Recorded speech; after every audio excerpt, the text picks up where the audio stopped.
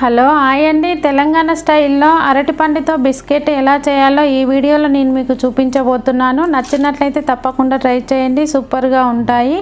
దీని కొరకు ముందుగా మిక్సీ జార్లోకి 1 కప్పు పంచదార, 2 ఎగ్స్ని వేసుకోవాలి. 1 కప్పు పాలు, 1 అరటిపండు చిన్న ముక్కలుగా చేసి వేసుకోవాలి. 1 టీ స్పూన్ యాలకుల పొడి వేసి మెత్తగా మిక్సీ పట్టుకోవాలి.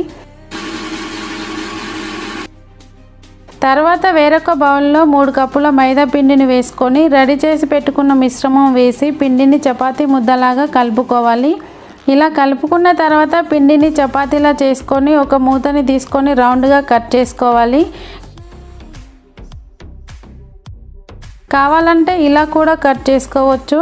పిండి అంతా ఇలా చేసుకున్న తర్వాత డీప్ ఫ్రైకి సరిపడా ఆయిల్ వేసుకొని బిస్కెట్స్ని బ్రౌన్ కలర్ వచ్చేలా ఫ్రై చేసుకోవడమే.